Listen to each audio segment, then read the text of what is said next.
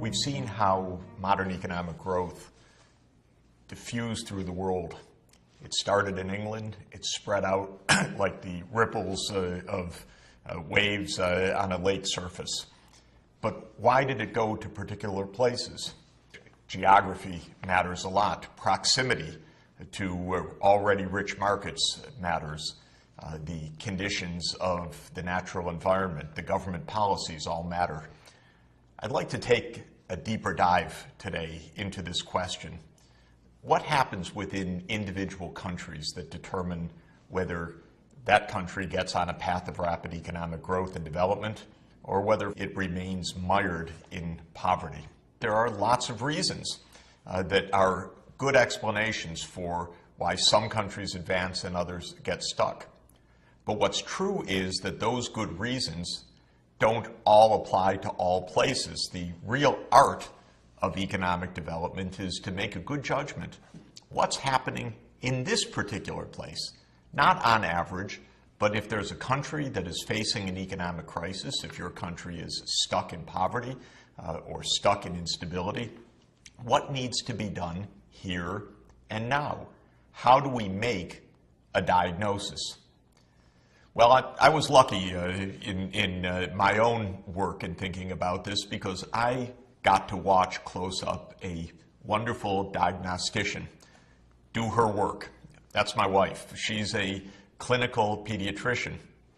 And when she sees a young child with a fever, she doesn't say, "Oh, that's it. I know what that is. All fevers are the same." Of course, she does something completely different. Her training and knowledge and experience shows her as a trained clinical medical doctor that there could be 1,000 reasons for that fever. And in order to give a good prescription, there has to be a good diagnosis. And what the doctors call it is differential diagnosis. Well, I've come to the view that in economic development and in sustainable development more generally, we also need to have a clinical approach. In my book, The End of Poverty, I called it clinical economics. And I said the role of a good practicing clinical economist is to make a differential diagnosis, just like a good medical doctor. And the fact of the matter is that as medical doctors go through their checklist, what could be the cause of that fever?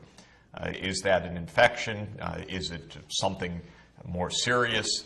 And they look at the evidence, they look at the lab results, they do the interviews, they try to understand from the parents and from the child what's happening, and then they draw a rich diagnosis. So too, we as practitioners of sustainable development need to make such a differential diagnosis. On my checklist, as I presented it in The End of Poverty, I suggested 7 items on that checklist, each with many categories to work through. What could cause a country to be stuck in poverty or stuck without economic growth? Let me mention the 7. First, it could be what I call a poverty trap. Second, it could be bad economic policies, governments just making terrible mistakes, choosing the wrong kind of strategy, closing the borders when international trade would make more sense, going for central planning under communism when a market system would be much more propitious for economic development. Third, it could be that the government is broken in some manner, and most often it's bankrupt. Many governments around the world and throughout history have gotten into a fiscal mess. They've spent too much, they've taxed too little, they've gone to wars that they shouldn't have done and couldn't afford, and ended up with a massive fiscal crisis. A fourth is physical geography. Maybe the country is stuck because it's landlocked, high in the mountains, facing a terrible disease burden, malaria, for example. You might say, well, if it's geography, what can you do about it? You can't change your geography. But the fact of the matter is you can change the consequences of your geography. If a country is landlocked, it needs to think about transport and the kinds of industries that it's promoting. If it has a heavy disease burden like malaria because of its tropical environment, it has to think about specific disease control. So while geography might not change, the results of geography are often subject to human resolution. A fifth kind of failure could be the lack of rule of law, massive corruption. That corruption, when it gets out of hand, can completely frustrate the normal processes of governance and therefore of economic development. A sixth problem could be cultural barriers. In fact, it's very often said if a country isn't performing well, something's wrong with the culture. More often than not, I think that's glib and simplistic, but sometimes cultural factors can really make a difference. And last is geopolitics. By geopolitics, I mean a country's relations with its neighbors, with its foes, with its allies, because countries can suffer geopolitically. Of course, countries that fell under imperial domination in the middle of the 19th century and were under colonial rule for a century or more are powerful examples of what geopolitics can do to frustrate economic development. Clearly, these 7 factors and the many sub-factors that would fall under each of these categories does not necessarily apply in any particular condition. It's a checklist for a diagnosis to ask what in particular counts in this particular place from the point of view of a strategy of economic development or of sustainable development more generally. In my own experience of more than 25 years of working with countries all over the world, it's really struck me how different parts of the world and different countries in different times have extremely different conditions that they need to confront to get out of the rut. And the idea of always prescribing the same medicine for a doctor would be a disaster. The same is true for an economy. I worked in Bolivia in the middle of the 1980s. That country had a hyperinflation. Prices were rising thousands of percent per year. When you did the differential diagnosis, you could see that the government was broke. The government was printing money to pay its bills.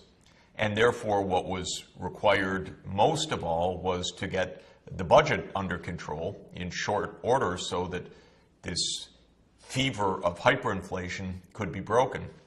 That involved in part canceling some of the debts that Bolivia's government owed to international banks. That was part of the solution. Maybe in other countries that wouldn't have been necessary, but in Bolivia's case it was. In 1989, when Poland was in the transition from communism to a market economy, the great challenge was to allow supply and demand, markets, and trade to work once again, because the central planning mechanism had collapsed. When I began working in Africa in the middle of the 1990s, the conditions obviously were completely different from those of Poland or Bolivia earlier, or indeed other parts of the world. Africa was in the midst of a massive AIDS pandemic. It was in the midst of a massive resurgence of malaria. Many places were so poor that the most basic infrastructure, roads, power, water, and sanitation, did not even exist. I found some economic officials from international institutions prescribing exactly the same medicine that they had said was needed in Poland or in other places. And it amazed me. Do a differential diagnosis and you see the problems in Tanzania or Ghana or Mali are completely different from those in Poland. Do expect that these conditions will differ across history within a country and certainly at any time across countries of the world. Now, one of those possible diagnoses is a poverty trap. Since we want to focus on the poorest of the poor to help the poorest places get out of poverty, it's important for us to focus on this particular case. It does not apply to most parts of the world. The idea of a poverty trap is rather straightforward, even if it's sometimes overlooked. The idea is that any economy in the 21st century needs certain basics in order to be able to achieve economic development. It needs the basics of roads, of ports for trade, of electricity, of safe water and sanitation for the people, of access to basic health care so that the population is not burdened massively by disease, and of education for children. Pretty basic list, and most of the world is able to secure that. But the poorest of the poor countries often cannot, because the amount of finance that's needed just for those very basic goods couldn't be out of reach of the government. Let me give you an example. Suppose that you look at the basic costs, not of fancy systems for health and education, roads and power, but of a very rudimentary system to help a poor country get started in economic development. Say that the cost of that, when you add it up, is $200 per person per year. Consider a poor country, say at $500 per capita, as we've seen in the case of Malawi, for example.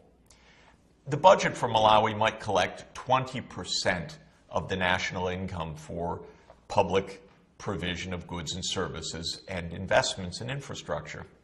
Well, 20% of $500 per capita means that the government would be collecting $100 per person per year.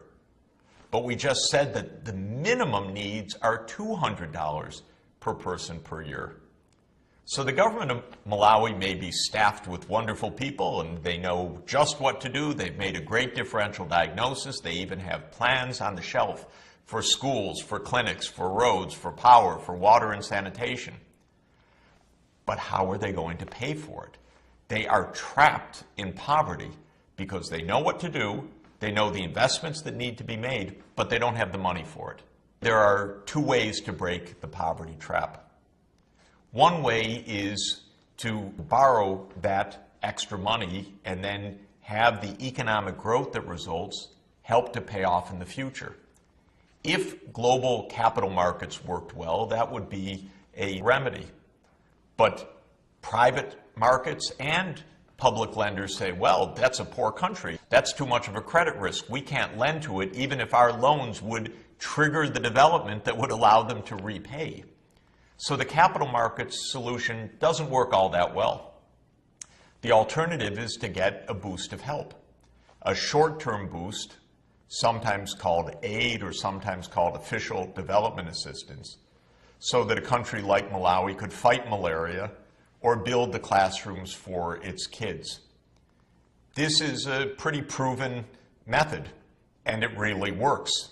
During the last dozen years or so, as the world has been organized to help countries in extreme poverty, fight extreme poverty, there have been special institutions set up, like the Global Fund to fight AIDS, TB, and malaria. And when money is put into that fight, you get tremendous results. Alas, even though the evidence is strong that it's possible to break a poverty trap by that kind of targeted investment, and there are some positive results along the way, we haven't quite succeeded yet in the world accomplishing that, in part because the concepts of what's needed, the diagnostics of how to do it, and then the institutions to offer the finance are not fully in place. This remains one of the great challenges of sustainable development.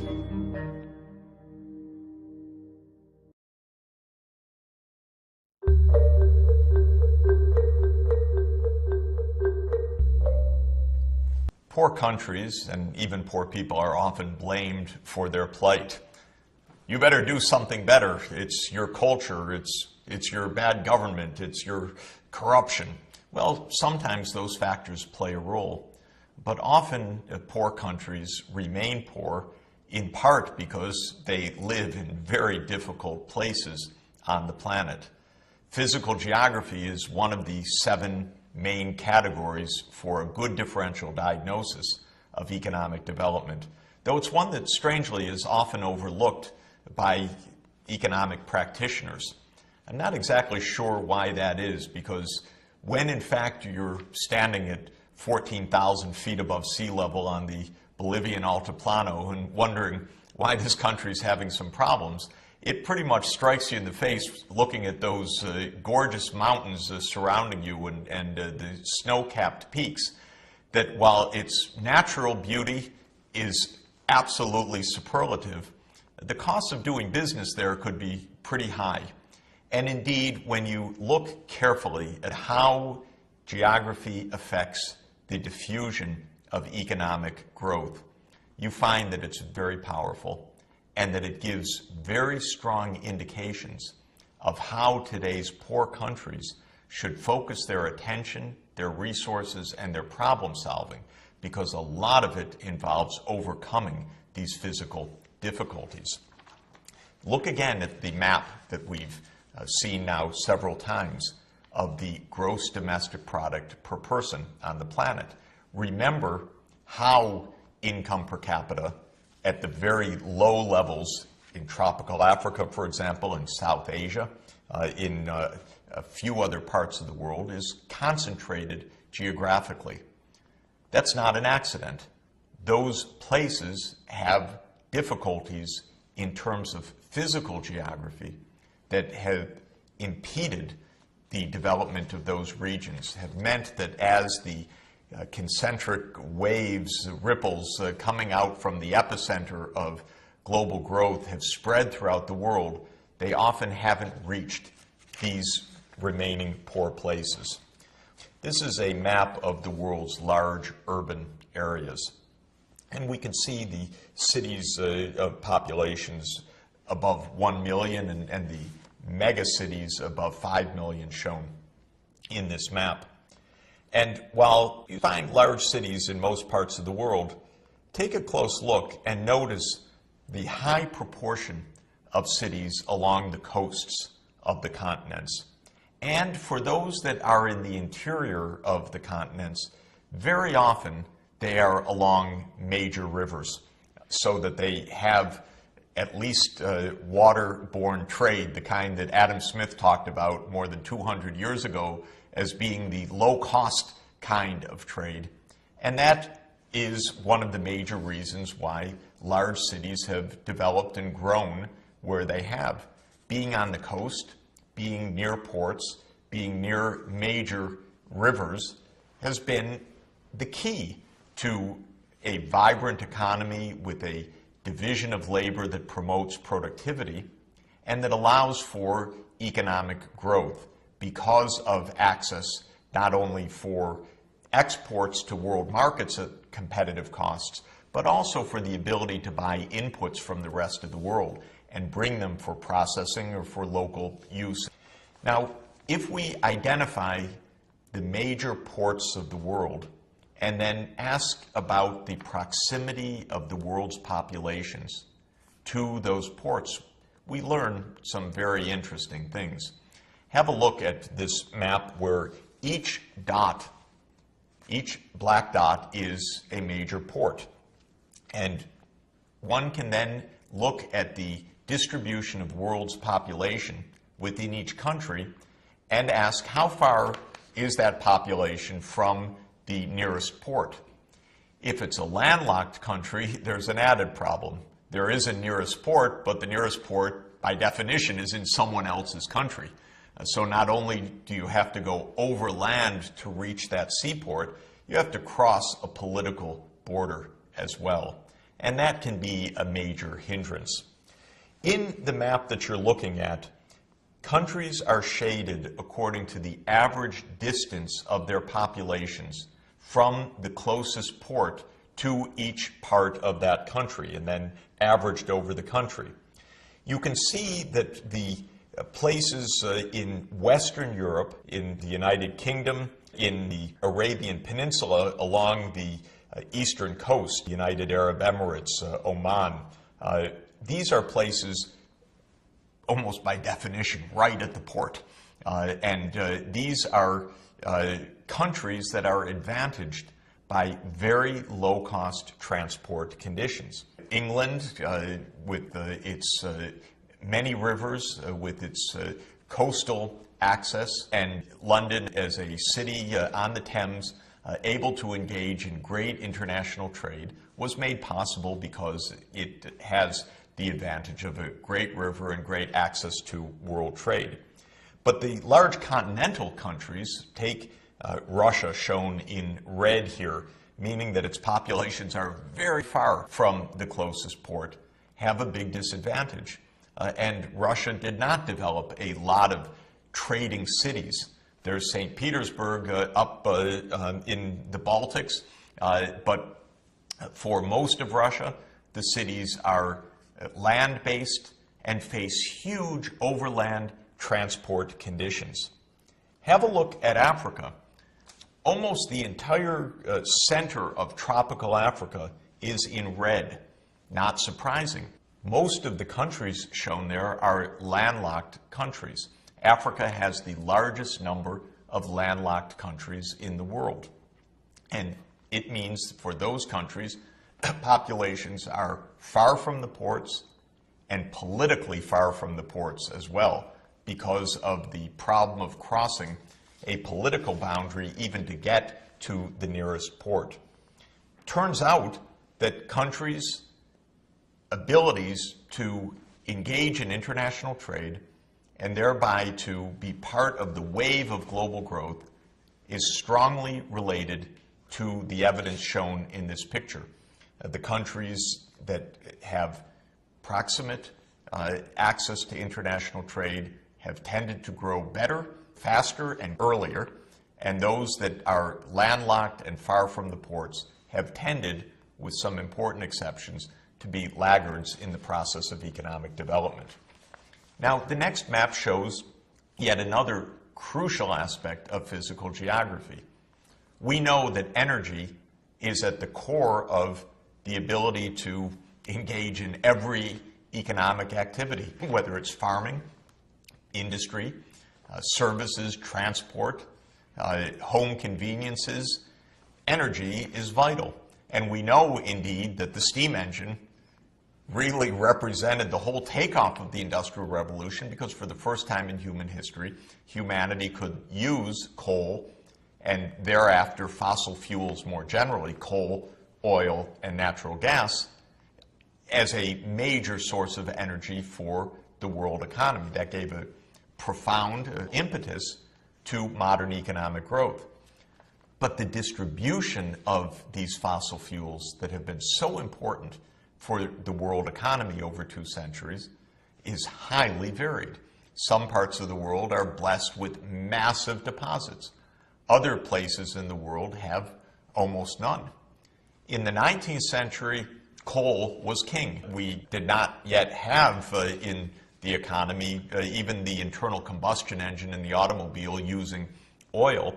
And so coal was absolutely central for industry through the steam engine, for transport through rail and steamships and so forth. But look at the map. Who has coal? Who doesn't have coal?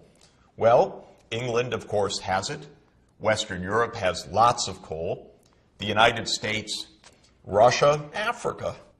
Very little coal, almost none in tropical Africa. That's no accident of politics or culture. That's a matter of deep geology. When the coal was formed through tens of millions of years, the African continent was in the wrong place with the wrong climate and the wrong conditions to generate coal over the Earth's history. And the result is that when the steam engine was developed in the late 18th century, Africa had no local coal that it could use. And even when countries tried in Africa, such as Egypt in North Africa, in the middle of the 19th century, to develop industry based on imported coal, the costs were just too high of transport to be able to make a go of it. So the deposits of resources, a pure accident of geography and geology, can make a huge difference. The next picture I'd like you to look at is another map of the world. This doesn't look like a map of the world at all. This is not the shape of the planet as we know it. It is the shape of the planet if each country is given the size of its oil reserves. And what you see here, of course, right at the center of the map is Saudi Arabia with its massive reserves of petroleum. And you see other large countries on this world map, which doesn't look like a world map: Iraq, Kuwait, Iran, Venezuela. There's major world reserves.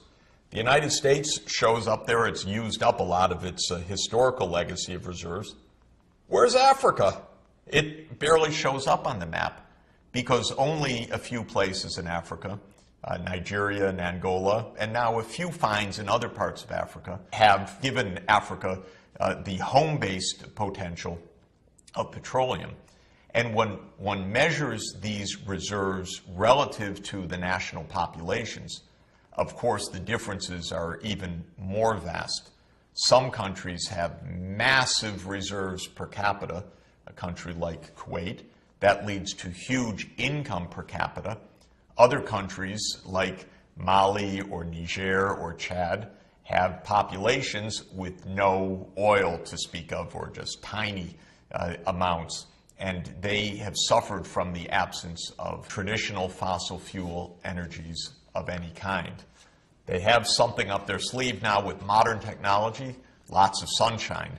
So solar power could be a great breakthrough in the age of sustainable development for many countries that were unlucky in the sense of not having the fossil fuels to give them the local energy resources for their development. There's another aspect to geography that makes a huge difference, and that is climate. Not surprising, because we all need food and water to survive, to thrive, and climate has a huge effect not only on the quality of our lives, but on the ability to grow food for our sustenance. You're looking at a climate map of the world. I find this map quite beautiful. The colors, the variation around the world, it's quite complicated because climate scientists have created many climate classification systems. The Köppen-Geiger system that's shown in this map is one that I prefer. The pink and the red areas are the warm tropical areas. They have very distinctive challenges in food production and in disease burden, where many diseases such as malaria thrive. The beige areas of the world are the drylands, where water is scarce, or in the desert areas, basically non-existent. And dry regions have the very particular problem of growing food, and they have particular vulnerabilities to extreme poverty by the difficulties of food production. The light green and the dark green areas are the temperate zones in this climate system. They tend to have winters and summers, and most of them have pretty plentiful water throughout the year, though the particular kind of temperate climate varies. Most of the high-income economies of the world traditionally have been in these temperate zones. Food production, dairy production, timber, other parts of agriculture have been favored in the temperate zones. And since modern economic growth began in a temperate zone economy in England, it naturally spread to other temperate zone locations like most of the United States, like Australia, Argentina, Uruguay, Chile, and so on. So climate has made a big difference. And in the next map, you'll see one of the reasons why climate is so powerful, not only for food production, but for the location of disease burden. Malaria is a disease that in the rich world we may read about, but don't experience firsthand, except on visits to tropical locations.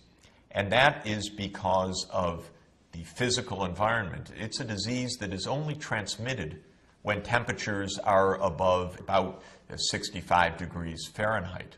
In cooler climates, you don't get malaria transmission. And in the very warm places that are warm all year round, such as tropical Africa, you can have very high year-round malaria transmission. Well, we know, as we're reminded a child being tended for malaria, that repeated bouts of malaria not only claim vast numbers of lives, still hundreds of thousands every year, but they debilitate societies unless the disease is controlled. Children don't finish schooling. If they survive, they may have long-term difficulties and liabilities as a result. And so in this way, we see that climate has very subtle and often very insidious ways of holding back economic development. There's good news, of course. A disease like malaria and many other tropical diseases can be brought under control, but it's an extra challenge, an extra expense. It's one of those things that needs to be targeted if we are to succeed in sustainable development. Geography is not deterministic. It's not true that a difficult geography prevents development, but geography conditions economic development, and unless we understand it, focus on it, and target the problems that can result, countries can get stuck. If we pay attention to the lessons of geography, however, we can help spring countries now stuck in poverty from the poverty trap and enable them to get onto the path of economic development.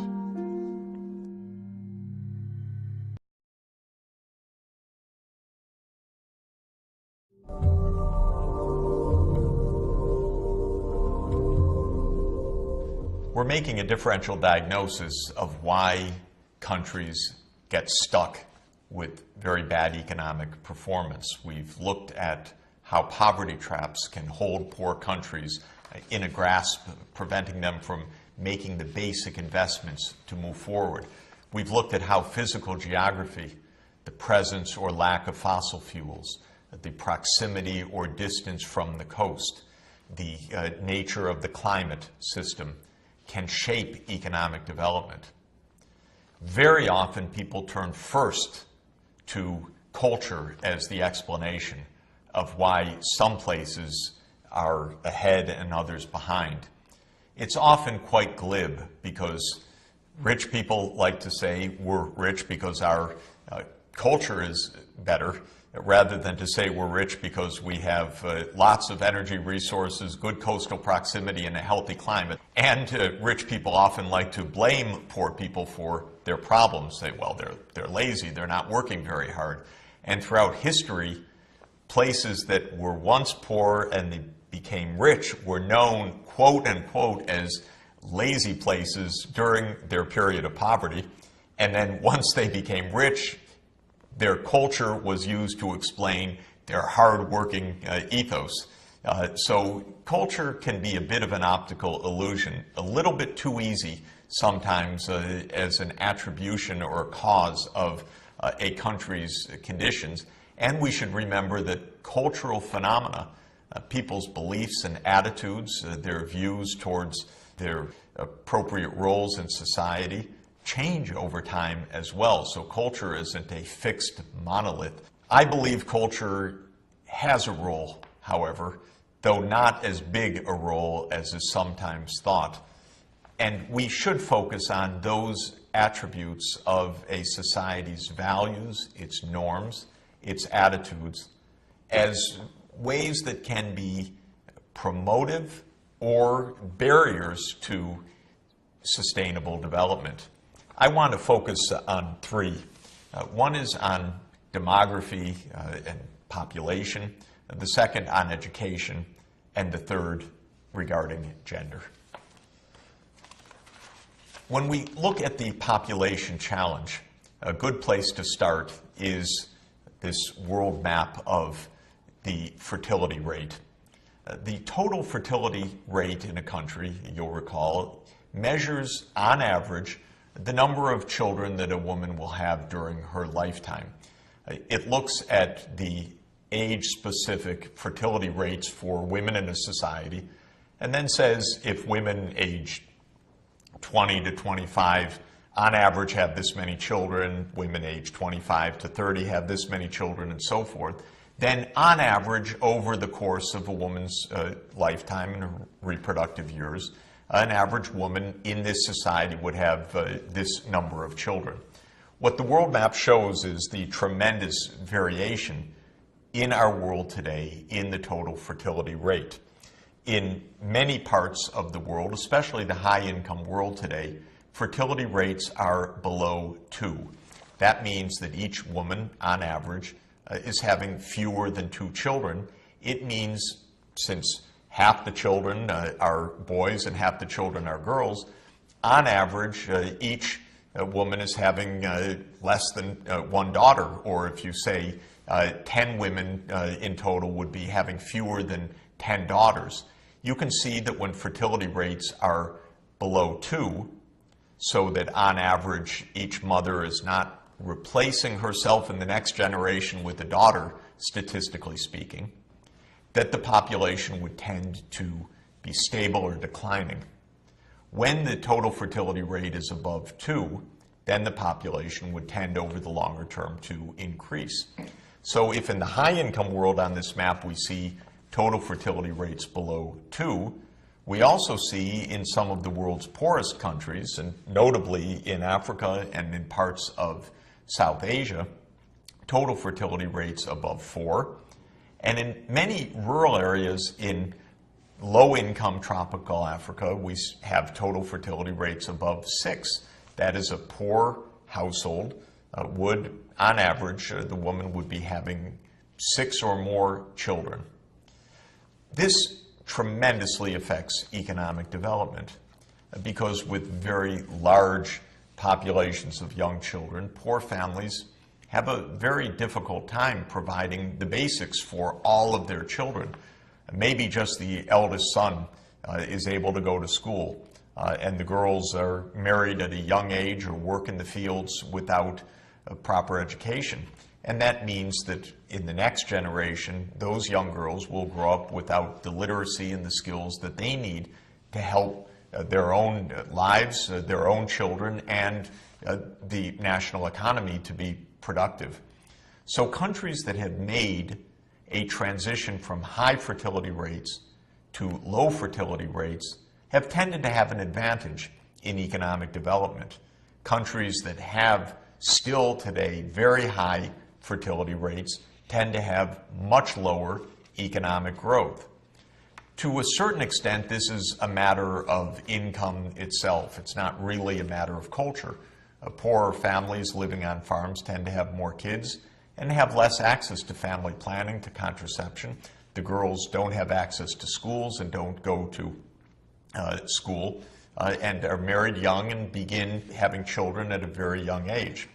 But to some extent, at least, fertility rates also reflect culture. Let's look at one example of a society that moved rapidly from high fertility rates to much lower fertility rates. That's China.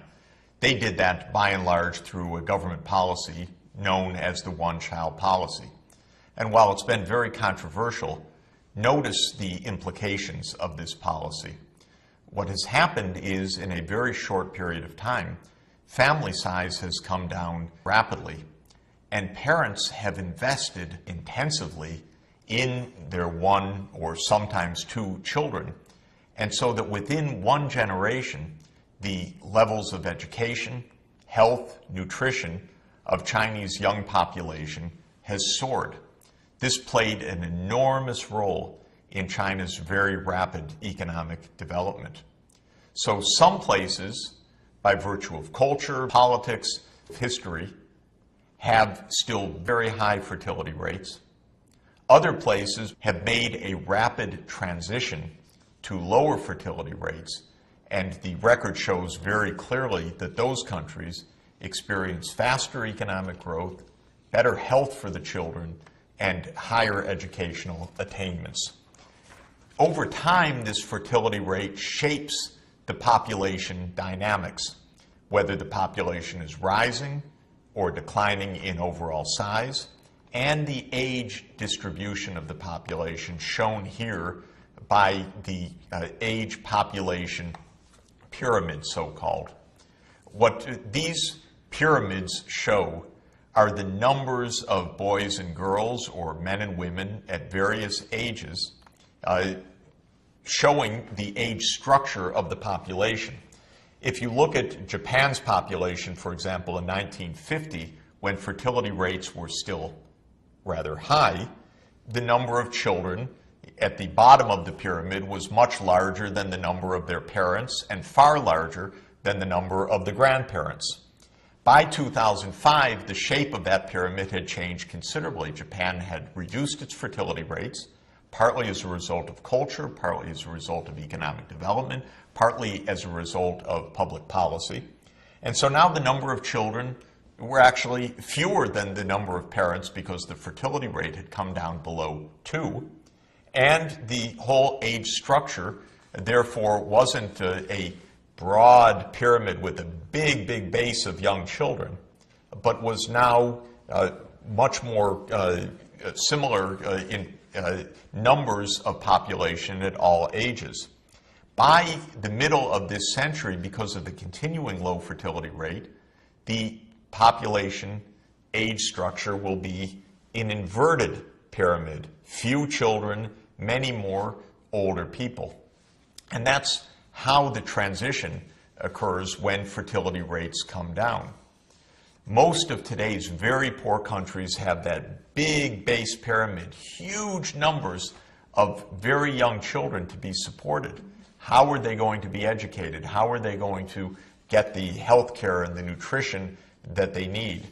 Only if today's high fertility countries are able, through matters of public policy, cultural attitudes, and so forth, to help reduce those fertility rates. And the best way is through the voluntary choices of households who decide to reduce the number of children so that they can invest more per child and help raise healthy and better educated children. Unless that happens, then the problems of the large numbers of children outnumbering their parents will continue to make very difficult the economic development of the poor countries.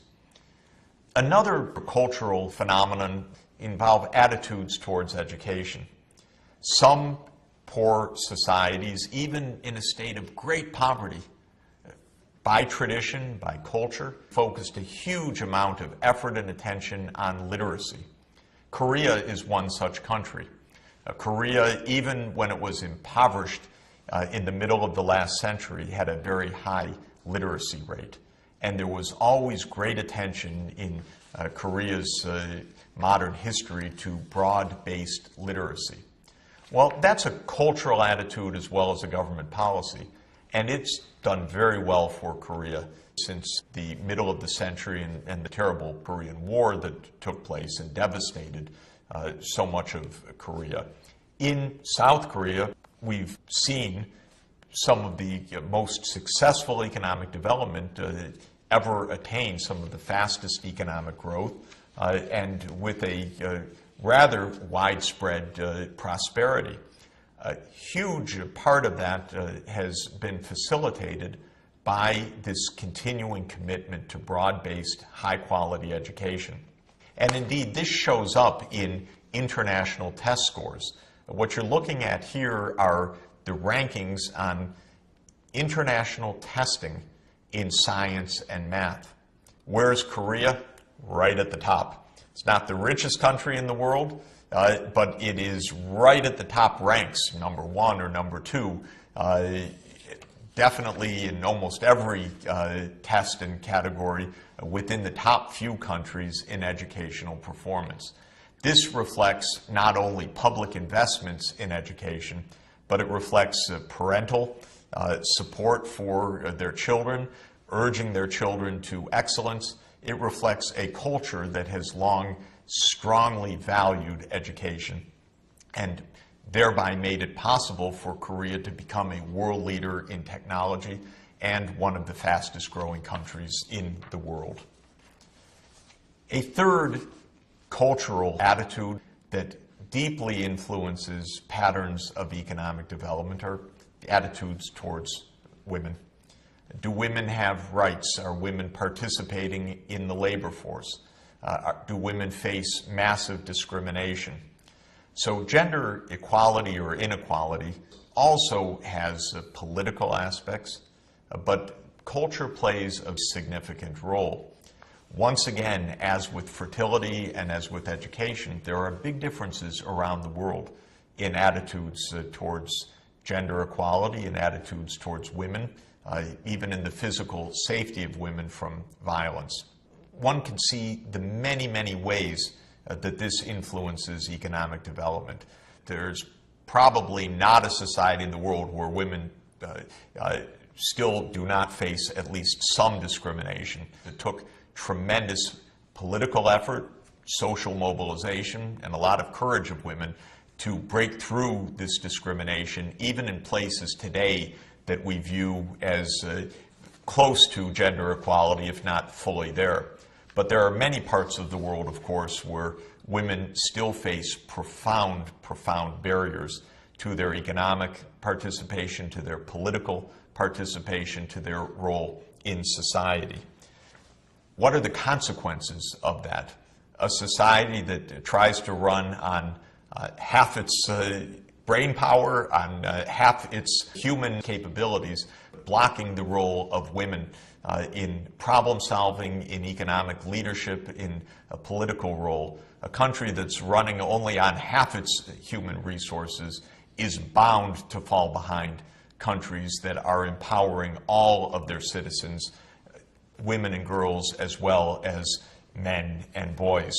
Countries where young girls may have 1 or 2 years of schooling, but then because of lack of interest, lack of budget, lack of family attention and effort, are forced to drop out of school, marry young, start having children young, do not have the productivity to participate in a modern economy, face a tremendous amount of poverty and suffering themselves, and by dint of that are likely to be raising children in poverty as well. Now, this is an area where there have been huge changes, fortunately, in the right direction over the last 30 years, but by no means uniform.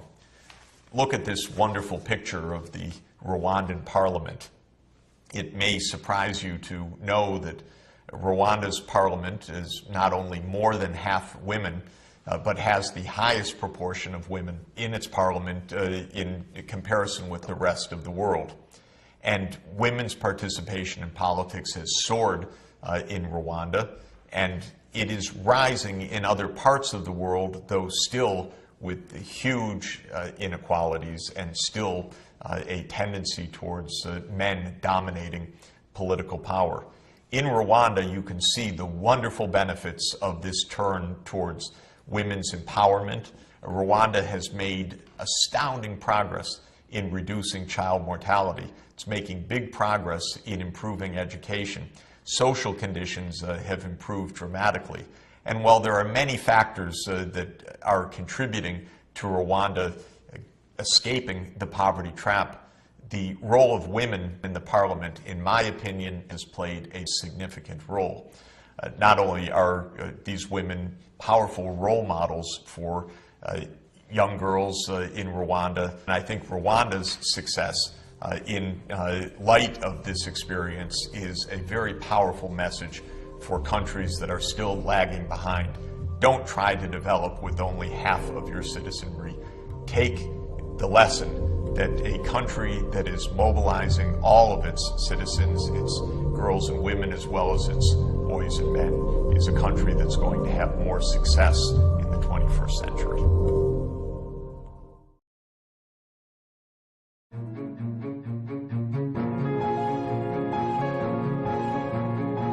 We're making a differential diagnosis.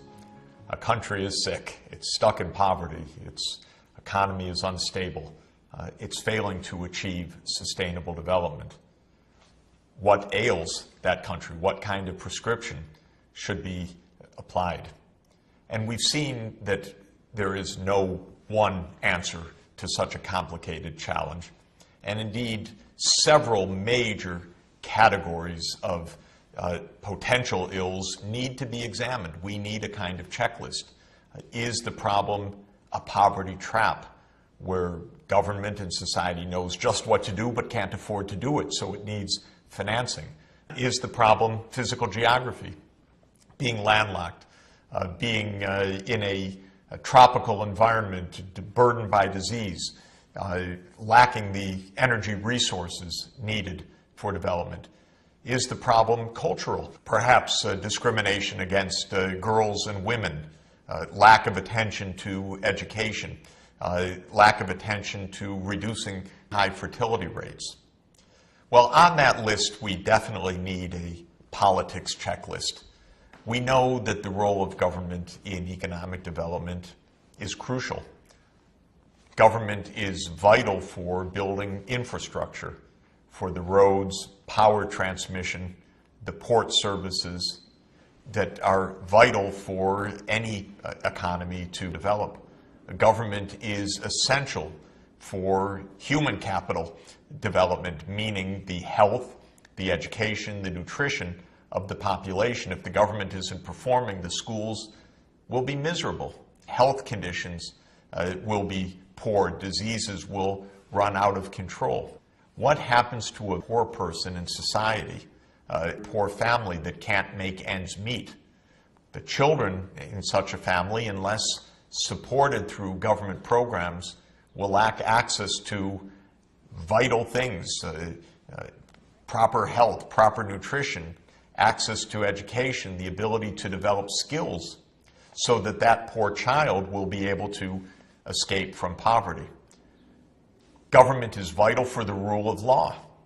Of course, without government, there can be anarchy, violence, and when government itself is massively corrupt, other institutions, the banking sector, for example, is doomed to fail and to operate in a lawless environment. If contracts can't be enforced, if courts aren't working, then who can do business in a modern period?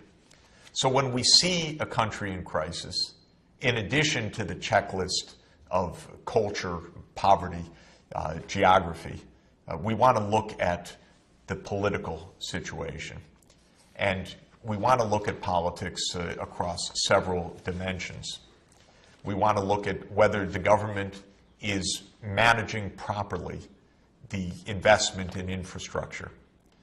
Infrastructure cannot really be provided adequately by the private sector alone. A highway system, a rail system, the bridges, the ports require either public regulation or public financing or public ownership or some combination of all of those. China, which we know to be one of the fastest growing economies of the world, has excelled in the capacity of government at all levels, the national government, provincial governments, and local governments, to undertake large-scale infrastructure investments, rapid rail intercity that now provides a tremendous transport system for the country, urban metro systems in the major cities of China, mass electrification that has enabled China to support rapid industrialization. And so this is an example where the government has played its role, but there are many poor countries where the government has not been of the capacity, focus, or interest to undertake this kind of infrastructure spending adequately. Government has to regulate key sectors of the economy. Finance is one of them. Unregulated banking systems tend to get into crisis. Regulations that are allowed to lapse or that are not really pursued can end up in disaster. This the whole world experienced in 2008 when the deregulation on Wall Street, at the very epicenter of the world's financial system, caused a massive financial crisis that also spread throughout all of the arteries and veins of international finance. Government dropped the ball because of the powerful financial lobbies in Washington who urged the deregulation of Wall Street. Wall Street got itself and all the rest of us in a lot of trouble. And when government fails or when governments allow illegality or fraud in their banking systems, one ends up also with financial panics. Corruption is a pervasive problem in government. There's lots of money in business. Those businesses often want deregulation, dangerous for society, but good in the short term for these businesses. Of course, we don't measure corruption all that well. A lot of it is under the table. There are only corruption perceptions. We don't even define corruption all that well. In the United States, it's legal for businesses to give massive, indeed unlimited campaign contributions to politicians.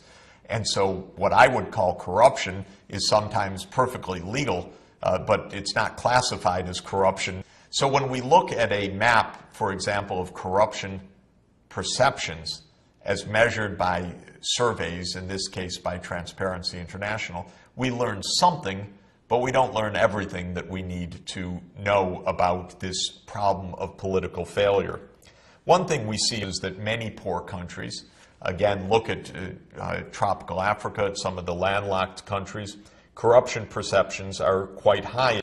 But I'd also like you to look at the fact that in many African countries, still very poor, where corruption is comparable to what you see in South America or China or India in perception.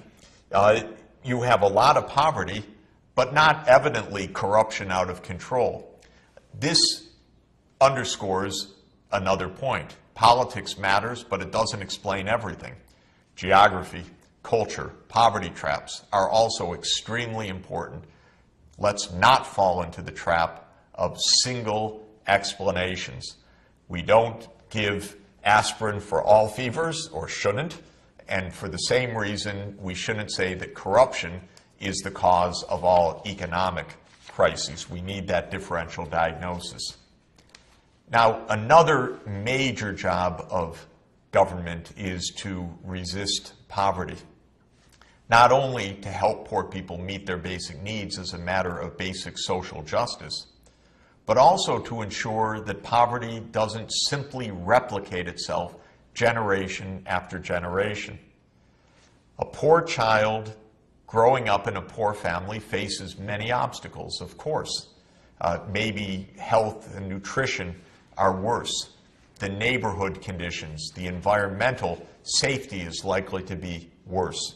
The schools in a poor neighborhood or poor region are likely to be much worse, dilapidated, perhaps lacking teachers, perhaps very large class sizes, perhaps no books and materials or computer rooms. Some very poor places don't even have a roof over their schools, so the schools are conducted under a tree or in the open air.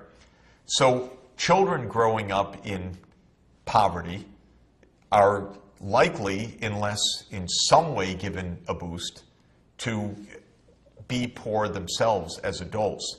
And so poverty replicates itself from one generation to the next. Government has a major role here to ensure a kind of equality of opportunity, to ensure that even children from poor families have the chance of social and economic mobility to rise to the middle class of their society. But that requires help. It requires public education.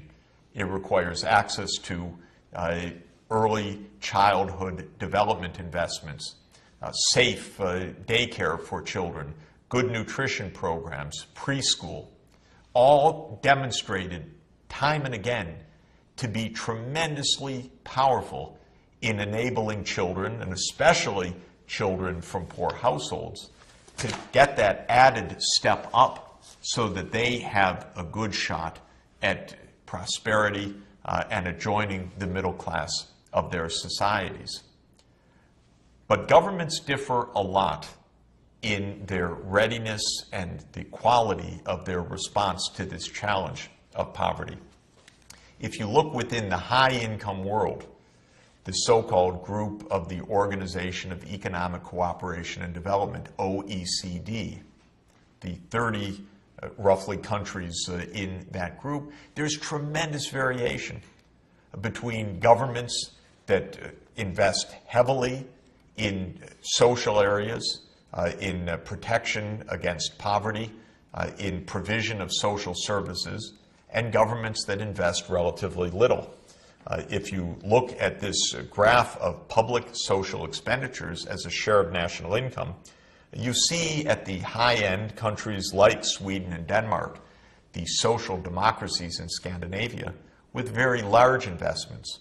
You see at the opposite end of the scale, the United States, Japan, Ireland, with much lower levels of investment.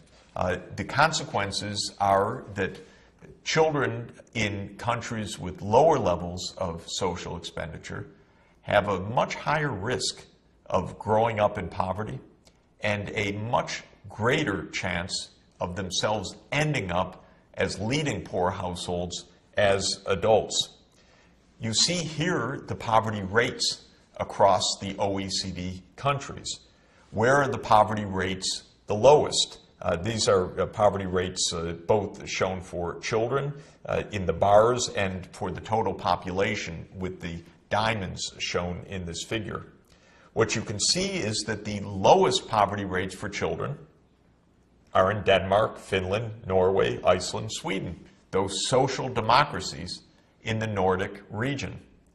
Where are the very highest rates of children's poverty? The United States, Chile, Turkey, countries that invest much less in social outlays. And just to demonstrate this relationship, if we plot in a scatter diagram on the horizontal axis the social expenditures as a share of gross national product, and on the vertical axis the child poverty rate, we see a downward sloping line.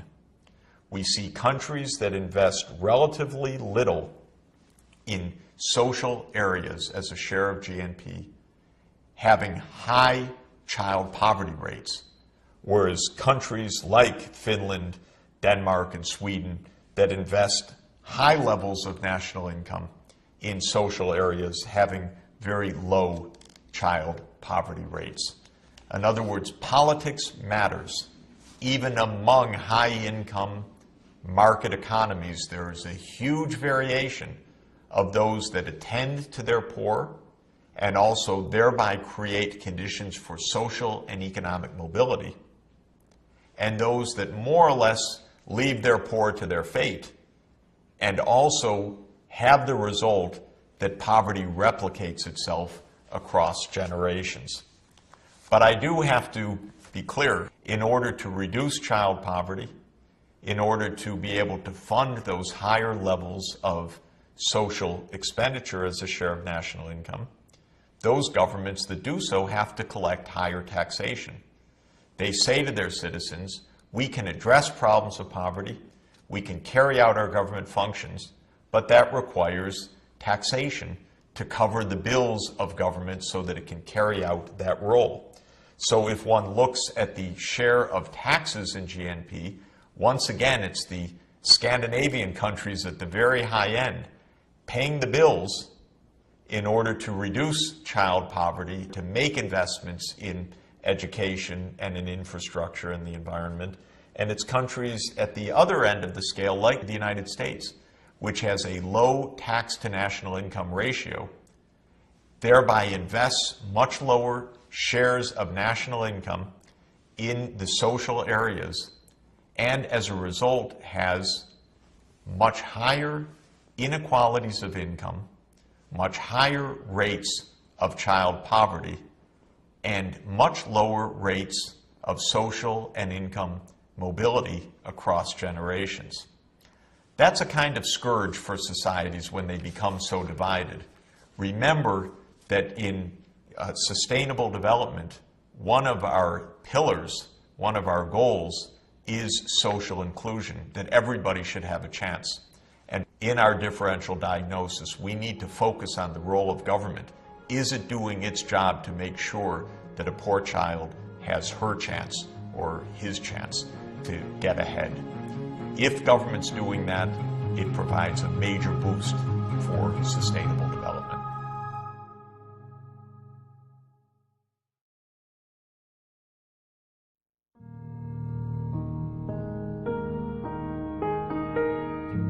In our quest to understand sustainable development and right now economic development, we've focused on the modern era of economic growth. We saw how the Industrial Revolution began in England and spread to all the world, or one should say almost all the world, because there are some places that still, even to this day, lack some of the basics and lack some of the ongoing economic growth that indeed has reached almost all of the planet. We've been undertaking a differential diagnosis to understand how those moving ripples of economic development have reached some places in the world and failed to reach others. We've explored the role of the poverty trap. We've explored the role of geography, the role of culture, the role of politics. Let's put the pieces together by focusing on those remaining areas in the world that are still stuck below the threshold of self-sustaining growth. And as we've used the idea of passing that threshold, looking at the $2,000 per person per year threshold as a marker for us, when we look at the map of global development, we see that those countries shown in red on this map are the ones that, as of today, are still below that takeoff level. What do we see? We see that the remaining regions are mainly tropical Africa, and then a number of landlocked countries, Afghanistan, Nepal, Mongolia, Laos, and a few other parts of the world. And of course, without question, we have to regard sub-Saharan Africa as the greatest challenge of development, the place in the world still with the highest poverty rates and with the biggest challenges in meeting basic needs. The good news is that in recent years, especially since the year 2000, economic growth in sub-Saharan Africa has picked up. There's definitely progress, major advances in some of the key areas of disease control, improved access to education, building infrastructure. But we're still not yet in a situation where there is self-sustaining, rapid and dynamic growth, though one feels very much that it's within reach. Let's put our differential diagnosis perspective, therefore, on sub-Saharan Africa and ask what we learn by taking that multi-dimensional view of a region to see what it implies for the priorities for economic and sustainable development. Africa has many distinct structural characteristics, and many of these structural characteristics are indeed structural problems for economic development.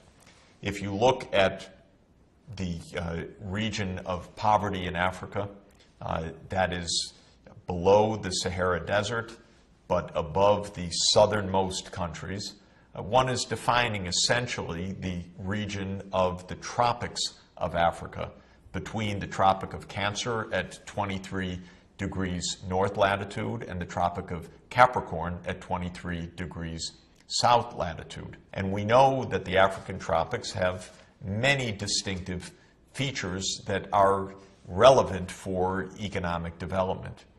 Disease burden, we've seen, is very heavily concentrated in the tropics, whether it's malaria or other so-called vector-borne diseases or worm infections that debilitate people and that hold back whole societies. We've seen that agriculture can be very difficult in tropical conditions, often water scarcity with the very high temperatures, drought propensity, soil nutrient depletion can be extremely pernicious in the tropical context.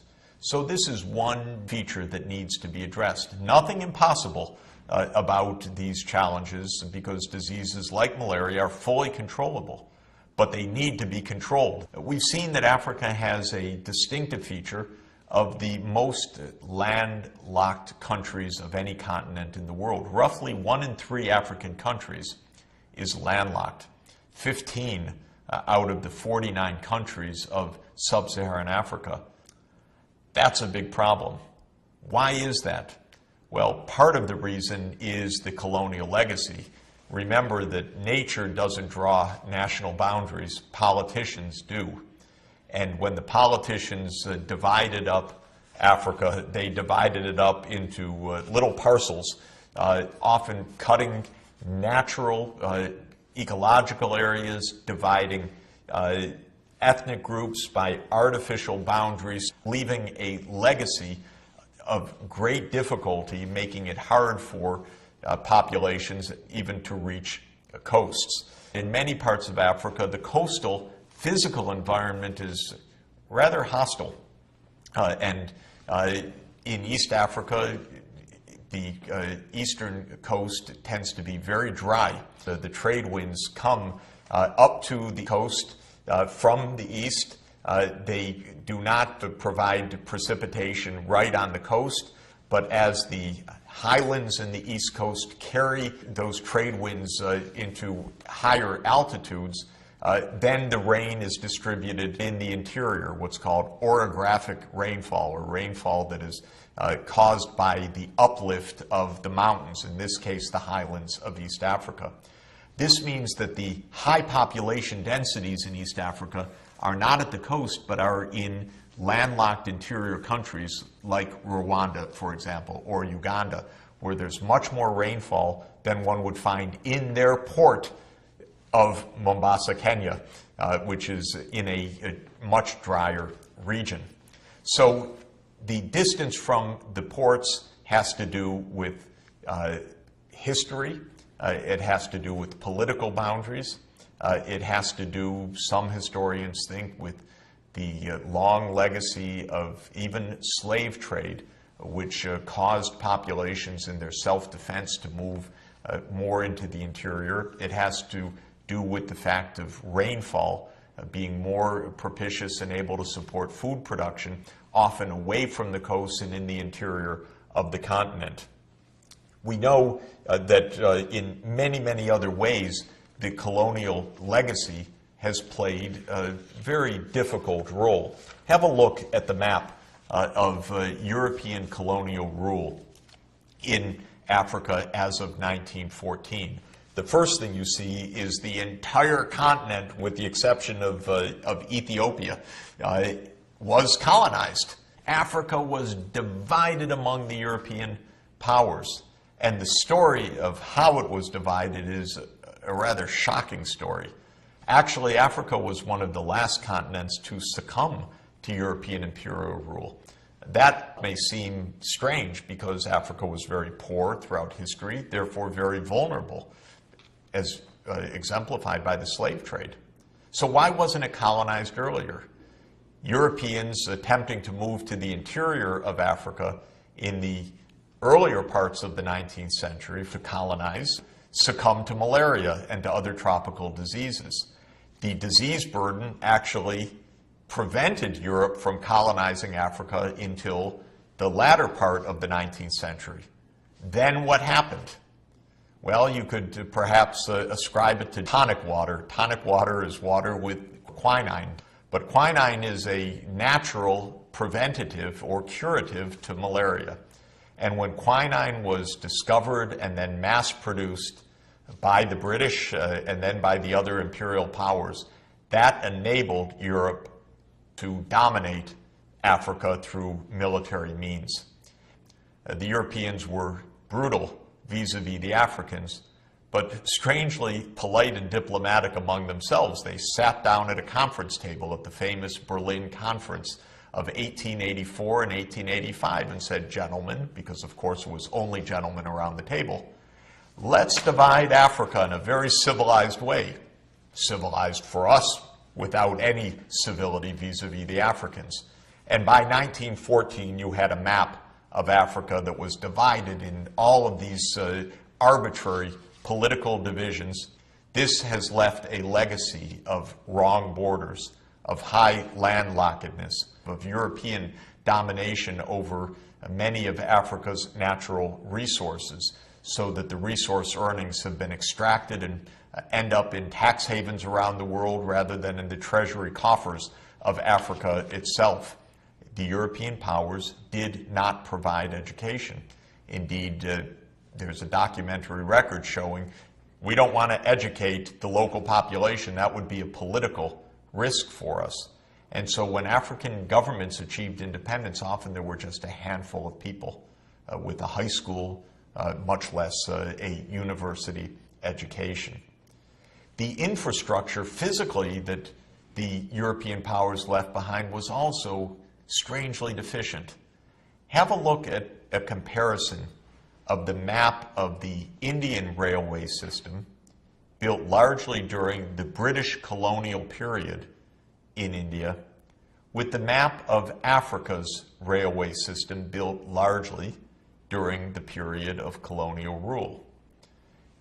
In India, you see a full grid, and that was because a unified colonial power, Great Britain, created a unified infrastructure, partly to extract India's natural resources, including its cotton, as inputs to the cotton mills of England. In Africa, where the conditions were harsher and more difficult and the political divisions existed, the European colonial powers did not sit down together after the conference in Berlin and say, now let's construct a railway network. They each one constructed just a line from their port to the diamond mine or to the gold mine or to the plantation.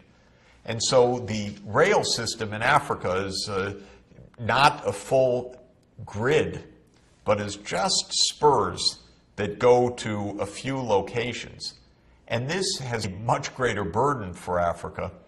When India had its agricultural revolution, the so-called Green Revolution of the 1960s, this railway line played a crucial role in bringing fertilizer into the interior and bringing grain from the interior to the national economy.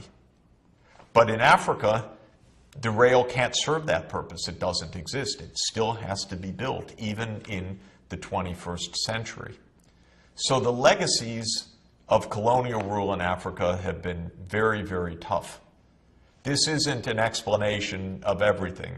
My point again and again is don't take a single factor. You cannot blame it just on colonial rule. We've seen you can't blame it just on, quote, corruption, because in many parts of Africa, the levels of corruption are comparable to far richer countries in other parts of the world. You can't blame it just on culture, though culture matters. It matters for gender, it matters for fertility, it matters for commitment to education. You can't blame it just on geography, but geography surely has played a role in the burden of disease, in the vulnerabilities of agriculture, in the high transport costs. A differential diagnosis doesn't necessarily give you a simple answer. Simple answers are often highly simplistic answers. We need accurate answers. And a differential diagnosis helps with accuracy.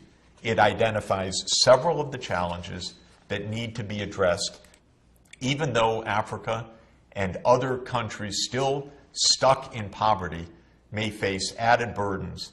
They also have the opportunities for technological breakthroughs unimaginable until recently. Now when you go even to the remote African villages across the continent, maybe with a few exceptions, but as a general rule, your mobile phone coverage is there, broadband is on the way, information technology is already transforming these very low income villages, very low income regions, bringing in knowledge, market information, data, empowerment, and the potential for breakthroughs in health, in education, in business development. In other words, when we make the differential diagnosis, we identify the political and the cultural and the geographic phenomena. When we identify the heritages of the colonial period and the shortfalls of infrastructure, we are not overcome by pessimism, but we are motivated with an agenda which is targeted, specific, a balance of public and private investment, areas for social mobilization, public awareness, a role of parents to help their children to make breakthroughs as well. That is the key to sustainable development.